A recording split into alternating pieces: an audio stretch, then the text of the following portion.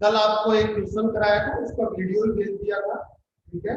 English medium का video इसलिए भेजा था, उसमें भी वही चीज थी और उसमें पूरा क्वेश्चन हो चुका था। अपने पास टाइम लास्ट में कम हो गया था, मतलब मीटिंग एंड हो गई।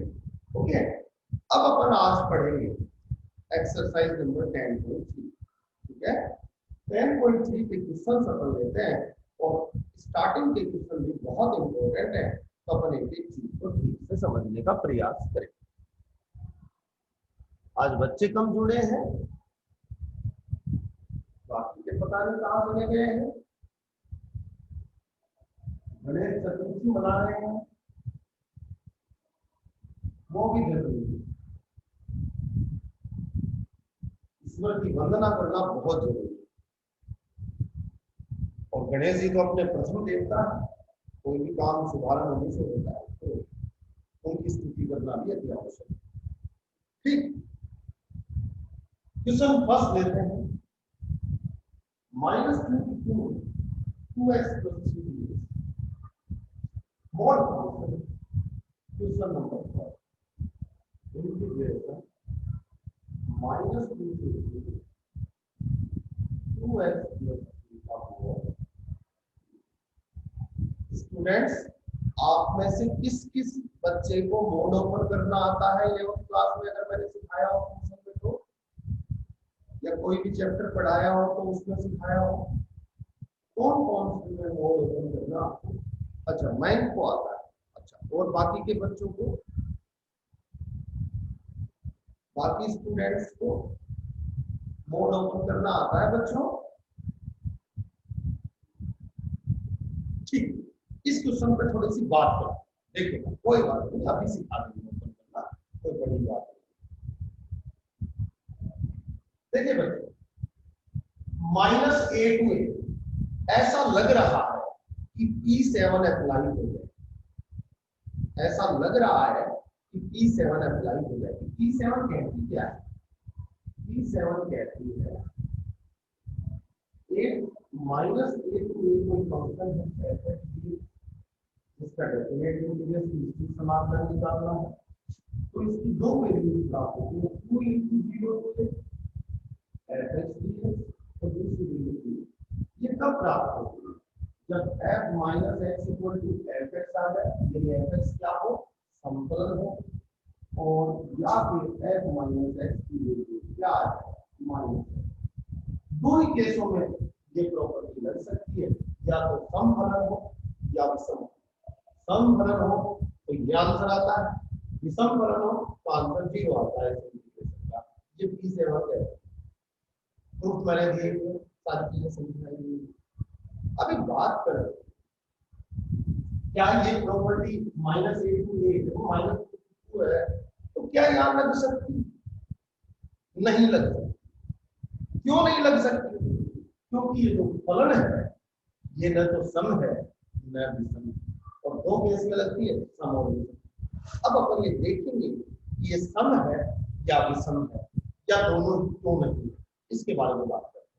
तो what is the value of fx? Compare कीजिए 2x + 3 का हो, क्या निकालना है? f - x कितना हो जाएगा? 2x की जगह माइनस है + 3 का मोड सामने आया -2x + 3, यही आया बच्चों। क्या ये इक्वल है fx के? नहीं, तो f - x fx के इक्वल नहीं आता, क्योंकि fx तो ये है और ये है -2x + 3 का मोड, तो दोनों इक्वल कैसे हो सकते हैं? हैं? तो ये fx के इक्वल नहीं। दूसरी बात ये, इसके इक्वल टू मैं लिख दूं, इस जगह में लिख दूं, माइनस कॉमन निकाल लेता हूं। दूसरा तरीका क्या होता है? माइनस कॉमन निकाल लो, fx बन जाएगा 2x - 3 हो जाएगा। फिर मोड मोड को ये माइनस को मोड खत्म कर देगा, तो कितना हो जाएगा? बराबर में आपका हो जाएगा 2x - 3 का मोड भी लिखा जा सकता है। बच्चों, क्या ये -fx के बराबर नहीं? तो ये फलन न तो सम है, अतः f न तो सम है, सम फलन और न ही विषम फलन। अतः P7 लागू नहीं होगी। ये मेरा स्टेटमेंट, इसका जरा स्क्रीनशॉट लेके रख लो कि ये क्वेश्चन अगर सम फलन नहीं है और विषम फलन भी नहीं है, दोनों ही नहीं है, तो क्वेश्चन को किस तरह से किया जाता है वो मैं आपको सिखाना चाहता हूँ। इसका स्क्रीनशॉट ले लेंगे बच्चे तुरंत।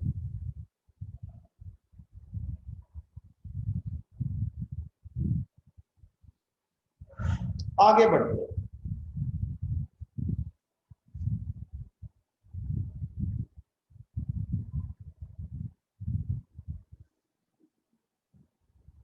तो ये तो पता चला कि P7 लागू नहीं। अब अपन क्या करते हैं, इसको ओपन करते हैं। fx equal to 2x। Step बता रहा हूं। फर्स्ट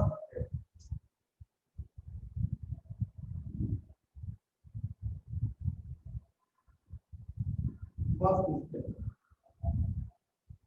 पहली स्टेप क्या होती है,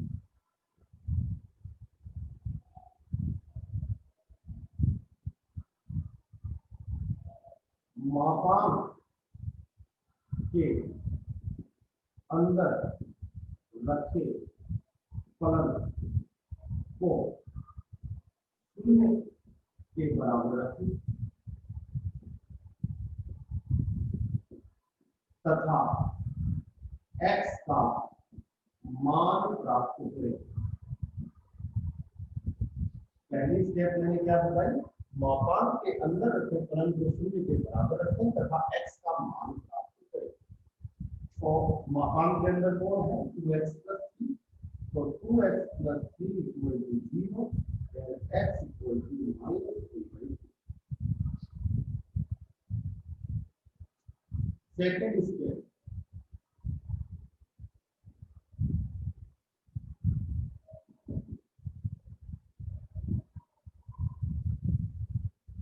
x इक्वल टू -3/2। अब देखो -2 से 2, इसका डोमेन क्या है, प्रांत क्या है फलन का, -2 से 2।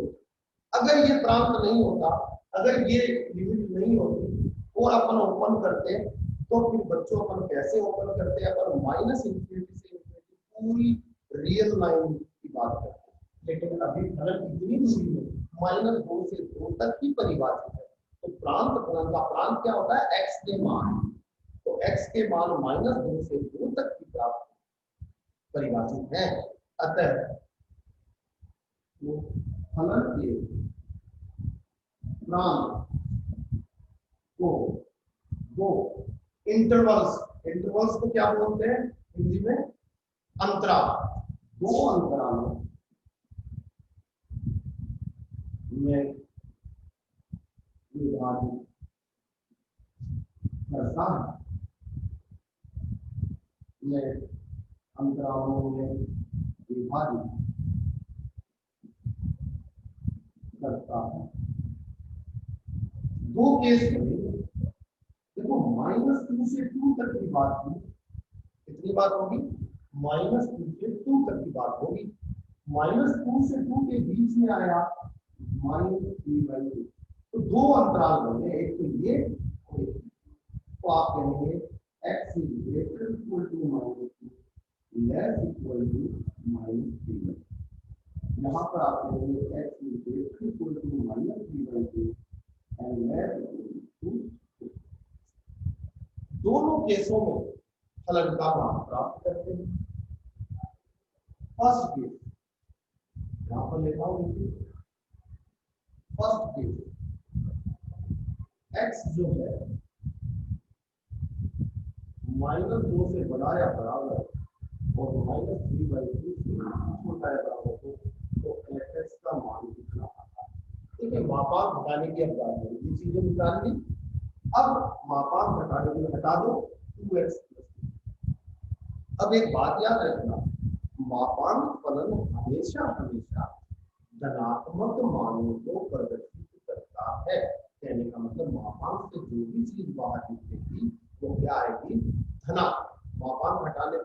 क्या कर दिया जाता है, धनात्मक। अगर ऋणात्मक भी है तो उसको धनात्मक कर दिया जाता है।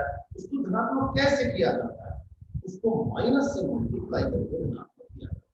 और कोई मान अगर मापांक के अंदर, अब आप खुद ही बताइए, 5 का मोड है तो 5 ही आएगा, लेकिन -5 का मोड है कितना आएगा, तो भी 5 ही आएगा हम सबको। कहने का मतलब -5 को माइनस से मल्टीप्लाई करके +5 बनाया गया है। और जब यहाँ पर 5 प्लस का ही था तो उसको माइनस से मल्टीप्लाई करने की जरूरत नहीं पड़ी। ये बात, ये सिद्धांत यहाँ पर वर्क करेगा। अब देखिए, -2 से -3/2, ये माइनस का 1.5, ये माइनस का 2, माइनस का पौने 2 यहाँ पर रखोगे, -1.75 यहाँ पर x की जगह, क्योंकि x को यहाँ से यहाँ तक ही वर्क करेगा, तो इसके बीच का कोई मान ले लो, ये माइनस का 2 और ये माइनस का 1.5, इनके बीच में क्या पड़ा, माइनस का पौने 2, यानी -1.75 अगर आप यहाँ पर रखते हैं तो ये मान बनेगा, ये मान क्या बनेगा, नेगेटिव बन जाएगा। माइनस का x लोगे ना, माइनस का 1.75 x की वैल्यू लोगे, ये नेगेटिव मान 3 से बड़ा हो जाएगा। क्या हो जाएगा, 3 से बड़ा हो जाएगा, तो मान क्या आएगा, नेगेटिव। लेकिन मैं मापांक घटा चुका हूँ, तो नेगेटिव मान थोड़ी आना चाहिए मापांक घटाने के बाद। अब ये भी -5 का उदाहरण देके बताया था, तो माइनस से मल्टीप्लाई कर दिया जाता है। अब ये धनात्मक हो गया, जो भी अंदर माइनस का मान आएगा उसको ये माइनस क्या कर देगा, प्लस कर देगा। तो बताओ, मापांक धनात्मक मान देता है और ये क्या हो गया, धनात्मक मान हो गया। फिर सेकंड केस में x जो है वो ग्रेटर इक्वल टू -3/2 से लेकर कहां तक है, आपके 2 तक। अब देखो, -3/2 से 2 तक, तो fx की वैल्यू लिखना 2x + 3, मापांक घटा दिया। अब माइनस से गुणा करना है कि नहीं, चेक करो। कोई भी -3/2 से 2 के बीच का मान ले लो, 1 ले लो, x बराबर 1 रखोगे, क्या बनेगा, +3। तो प्लस का आया तो माइनस के बाद गुणा करने की जरूरत नहीं, 1 नहीं 0 भी ले सकते हो, 0 ले लो, क्योंकि इस बीच में 0 भी तो पड़ेगा। 0 रखोगे तो सॉरी 1 रखोगे तो 2 × 1 2 + 3 5 आएगा, वो भी प्लस का आएगा। तो 0 रखोगे तो 0 × 0 + 3 3 आएगा, वो भी प्लस का आएगा। इसके बीच का कोई भी मान रखोगे कि ये मान क्या आएगा बच्चों, ये मान धनात्मक आएगा। और धनात्मक आएगा तो अपन इसको माइनस से मल्टीप्लाई नहीं करेंगे। तो अब अपने बात समझ में आ गई होगी, अब आप लोगों की बात समझ में आ गई होगी कि ये फंक्शन को इतनी दूरी में और ये फंक्शन इतनी दूरी में वर्क करेगा। तो ये दोनों समाकलन दो भागों में बच गया। एक तो ये दूरी आपकी -3 से -3/2, इसमें तो 2x + 3 माइनस का हो जाता है, और बच्चों दूसरी यूनिट बनी -3/2 से 2 तक, इसमें 2x + 3 भी फंक्शन रह जाता है। तो इस समाकलन को इस तरह से दो भागों में बांट कर करना होगा। क्या बच्चों के समझ में आई ये बात? क्या बच्चों के ये बात समझ में आ गई बेटा? जल्दी से चैट करके मुझे आंसर दो। मैं तेरे को तो पहले से ही आता था, बाकी के बच्चों से पूछ रहा हूँ बेटा।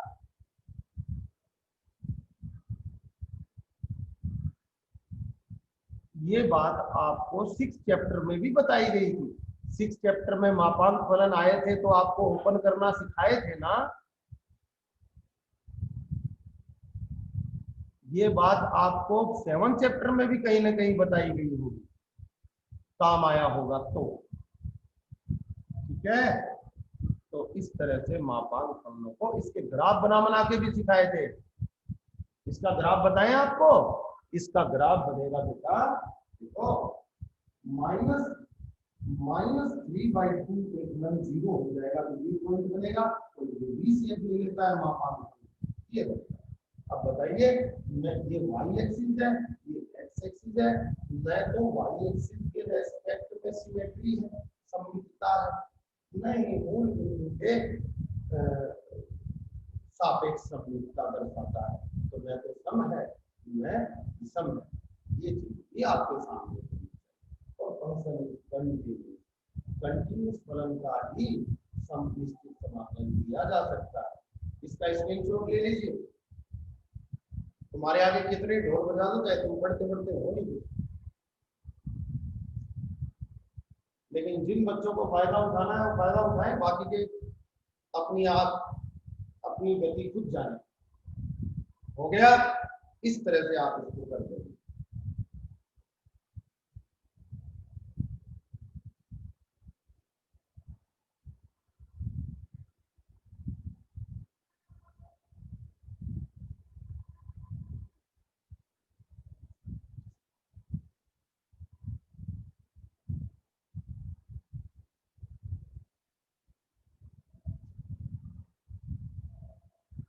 चलिए अब बात करते हैं इसका समाकलन।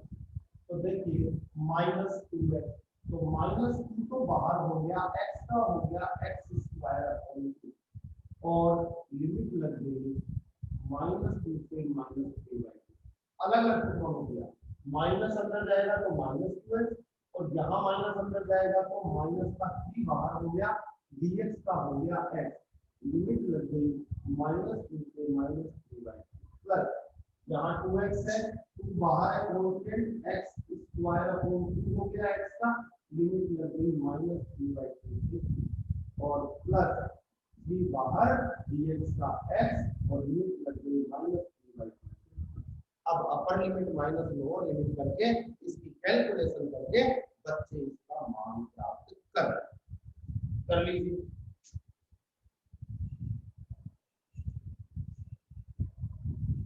डन?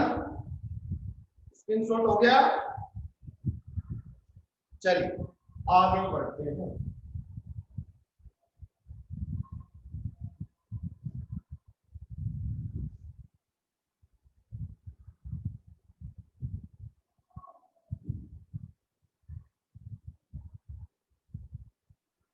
Question number 2।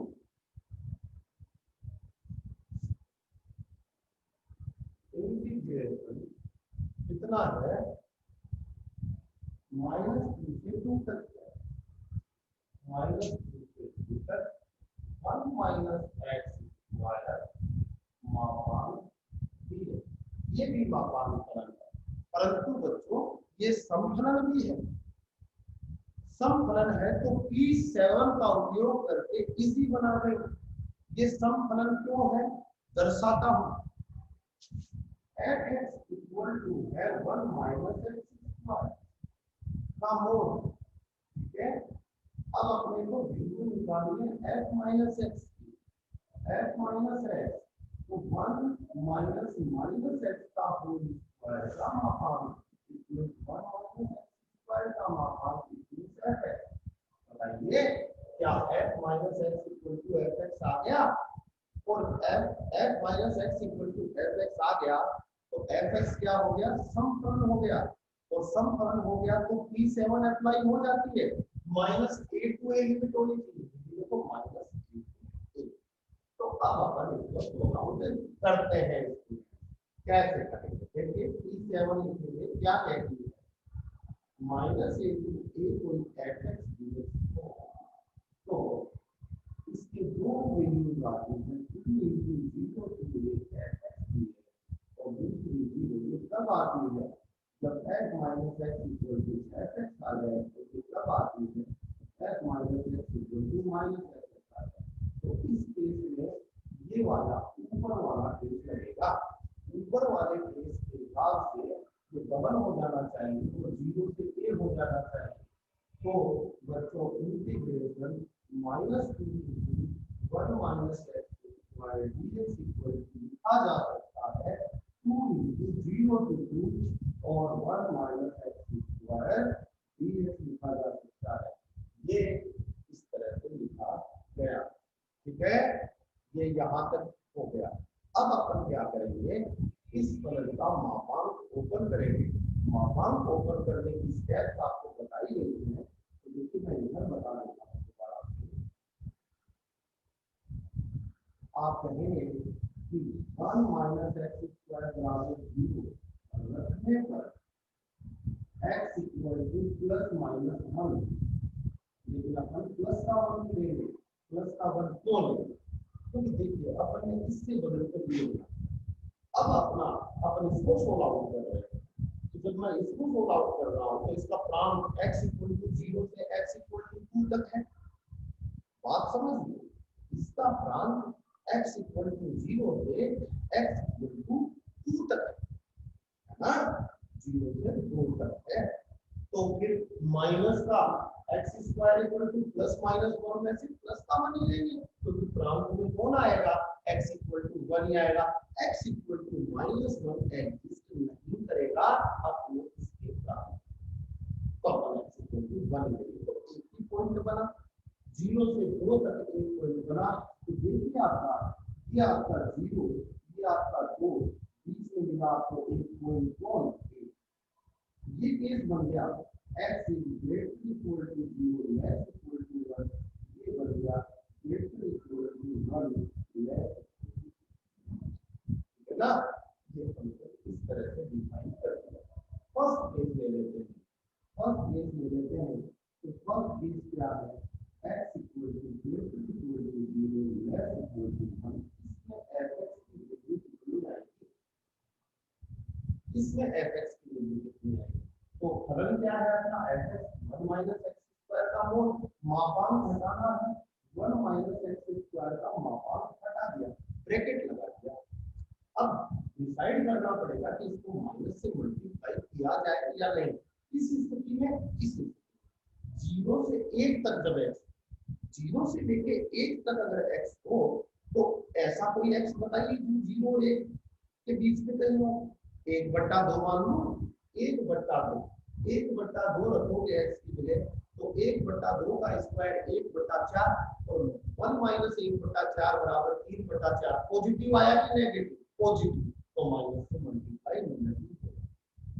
फिर दूसरा केस बचेगा, तो दूसरे केस में x is greater equal to 1 less equal to 2 में fx और ये हटा दिया 1 माइनस x स्क्वायर का मापांक। अब इसमें माइनस आएगा कि मुझे करते हैं, मैंने कहा 1 से 2 तक के बीच का कोई 3/2, 3/2 मैंने x की जगह रखा, तो 3/2 का होल स्क्वायर 9/4 और 1 माइनस 9/4 नेगेटिव मान आया, 1 माइनस 9/4 नेगेटिव मान आया और माइनस से मल्टीप्लाई करके पॉजिटिव बना दिया, तो मापांक का उत्तर क्या आएगा, पॉजिटिव आएगा। ठीक है, तो इस केस में तो इसको माइनस कौन कर देगा, तो x स्क्वायर माइनस 1 लिखा जा सकता है। तो इस तरह से बच्चों इंटीग्रेशन आपका ये 2 तो बाहर में है और 2 इस मापांक को ओपन करोगे तो ब्रैकेट लगा दीजिए और 0 से देखो 0 से लेके 1 तक तो बन गया 1 माइनस एक्स स्क्वायर dx और प्लस 1 से लेके 2 तक बन गया एक्स स्क्वायर माइनस 1 dx, और इसको आगे बढ़ाएंगे तो इंटीग्रेशन में देखिए ये 2 इसमें मल्टीप्लाई होगा, तो 2 तो बाहर है, 1 का क्या हो जाएगा x की लिमिट कर दी जाएगी 0 से 1, फिर 2 यहाँ भी मल्टीप्लाई होगा, तो माइनस है बीच में, माइनस 2 एक्स स्क्वायर का x³ और लिमिट लग गई 0 से 1 और बचे 2 यहाँ भी मल्टीप्लाई होगा, तो +2 और x स्क्वायर का x³ समाकलन और 1 से 2, फिर 2 यहाँ भी मल्टीप्लाई होगा, तो -2 और 1 का कितना हो जाएगा x और ये 1 से 2। अब इसको कैलकुलेट करके इसका आंसर निकाल दीजिएगा। बच्चों को ये क्वेश्चन समझ में आया? बच्चों क्या ये क्वेश्चन समझ में आया? ये मैथ का जवाब आता है बस, और किसी का नहीं आता। और किसी का क्यों नहीं आता?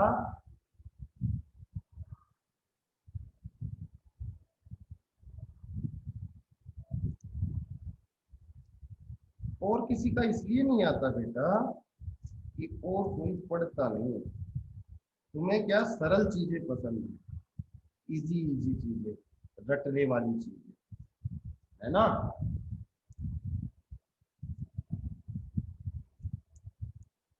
आगे अपने कर्मों को रोओगे अगर नहीं पढ़ोगे तो बेटा। रोने के अलावा कोई चारा नहीं रहेगा अगर नहीं पढ़ाई करते हो।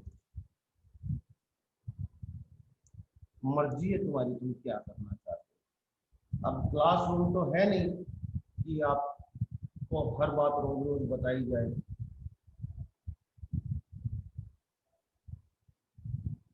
ठीक है, तो स्क्रीनशॉट ले लीजिए, फिर आगे बढ़े। चलिए next question, third.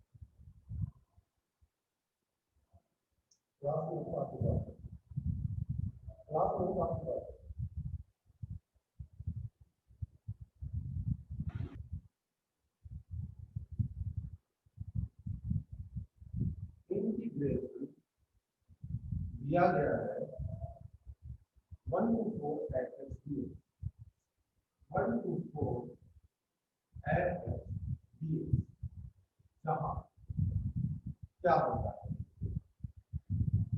F x equal to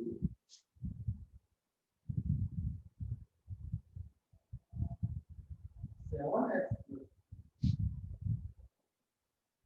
8x कब, जब x जो है 1 से बड़ा और छोटा छोटा या बराबर और x ग्रेटर इक्वल टू 3 यहाँ पर और less equal to.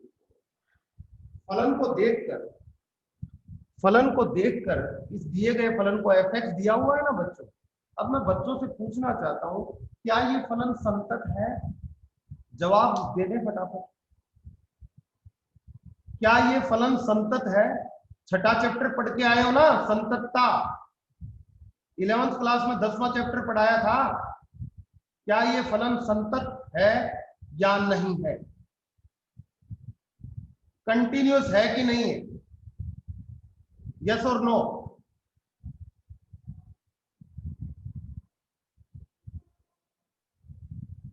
x equal to 3 पे समतत्ता बताइए। क्वेश्चन को देखते ही पता चलनी चाहिए।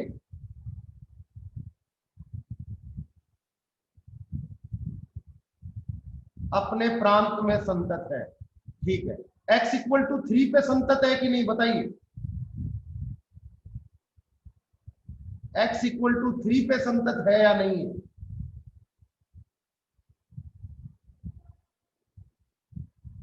है, ठीक है।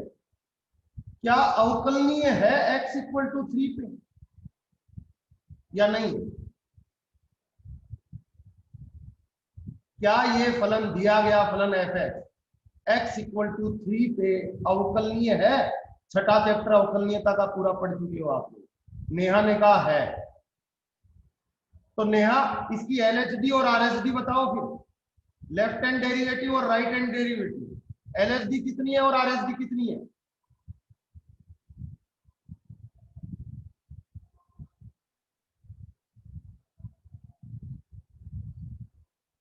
बोल भाई बहन, इसकी एलएचडी और आरएचडी बोल।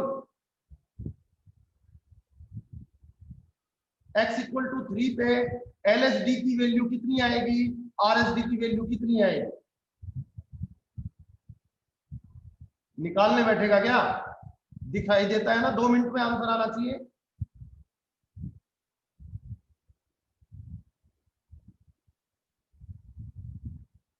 सेकंड नहीं लगता, देखते ही बताता है बच्चा।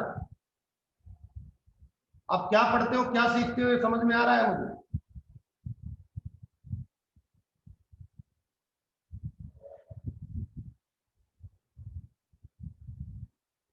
तुम्हारे आगे कितनी भीड़ बजाओ, तुम्हें कोई फर्क नहीं पड़ता है।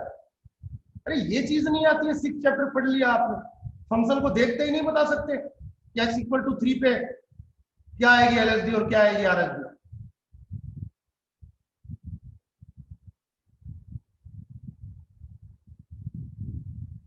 देखिए इधर समझिए इसको, x इक्वल टू 3 पे संततता चेक करनी हो, डायरेक्ट मेथड देखिएगा, संततता चेक करनी हो x इक्वल टू 3 पे, 3 से पहले फलन 3 माइनस h पे कौन सा आएगा ये, और 3 प्लस h पे कौन सा आएगा ये, तो आपको LHL कितनी मिलेगी। LHL अलग चीज होती है, LSB अलग चीज होती है। पहले कंटिन्यूटी की बात करेंगे।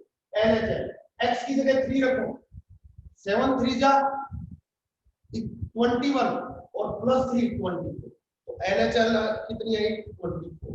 अब RHL की बात करते हैं, राइट हैंड लिमिट, यहां पर 3 प्लस h पे कहां चला गया फंक्शन, 3 में h जुड़ा तो थोड़ा सा बड़ा हो गया 3 से, और x ये भी है आपका x 3 से थोड़ा बड़ा हो गया तो यहाँ आएगा, और x जैसे ही 3 से बड़ा हो जाएगा स्टूडेंट 3 रखिए यहाँ पे 8 या 24 RHL आएगा, LHL इक्वल टू RHL, और 3 पर भी वैल्यू सेम ही आएगी, तो सीधी सी बात है फलन समतल है। अब बात आई अवकलनीयता कैसे चेक करते हैं। LHD देखो, LHD RHD, तुरंत आंसर देखो इसका अवकलन LHD कहां चेक करते हो, 3 माइनस x पर चेक करनी है, x की वैल्यू ये है, और 3 प्लस h पे RHD चेक करनी है। 3 माइनस h, x की वैल्यू 3 माइनस h हो तो ये वाला फलन सामने आएगा, इसका अवकलन कर दो, अवकलन कितना आया, इसका अवकलन कितना आया 7, LHD 7 आएगी निश्चित, LHD कितनी आएगी 7 आएगी। RHD 3 प्लस h पे चेक करोगे, x की वैल्यू 3 प्लस h यहां होगी, इसका अवकलन कर दो 8x का, कितना है 8, निश्चित रूप से 8 आएगी RHD, तो LHD not equal to RHD, इसलिए फलन x इक्वल टू 3 पर समतत है परंतु अवकलनीय नहीं। ओके स्टूडेंट्स, क्या क्वेश्चन को देखते ही आंसर नहीं आ जाना चाहिए। अब कभी भी क्वेश्चन को देखोगे तो LHD RHD में कोई दिक्कत है तुरंत निकाल देना, अवकलन कर दो 7 LHD, अवकलन कर दो 8 RHD।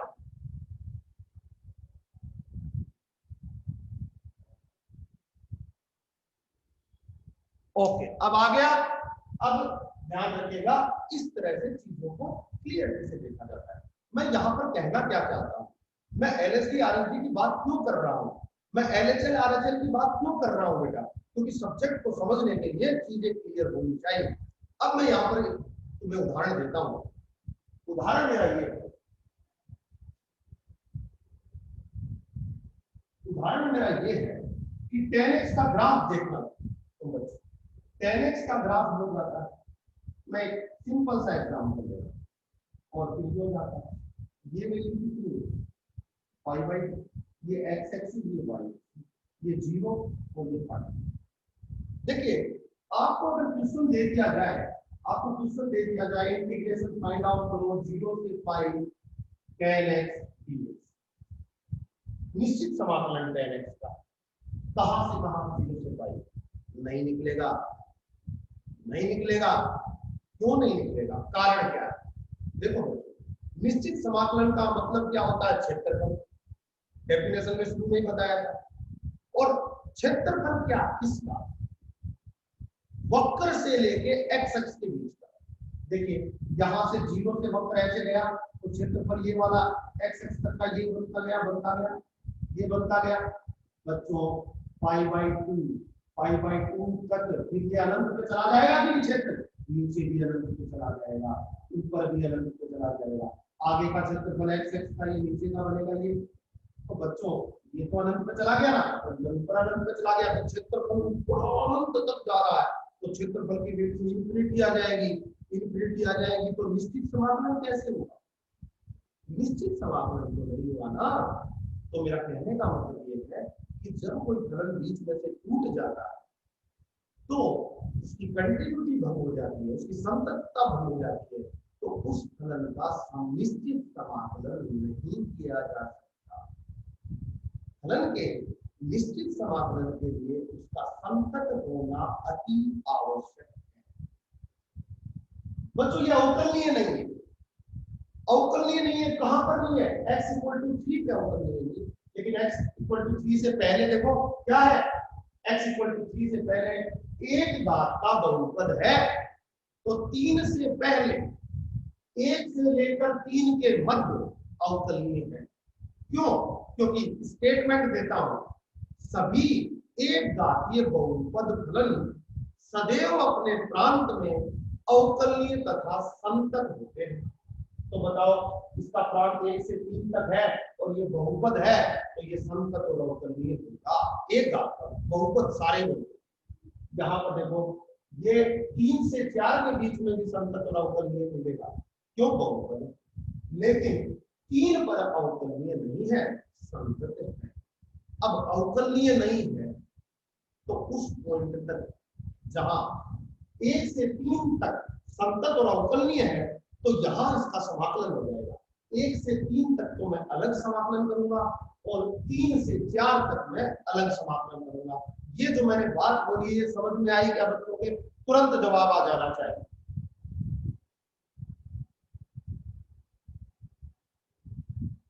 ठीक है, आगे तो ये रोंग इंटीग्रेशन है, ये रोंग इंटीग्रेशन है। 0 से पाई तक कभी नहीं पूछेगा, 0 से पाई बाई 2 तक पूछेगा 10x, कभी भी देखते हैं।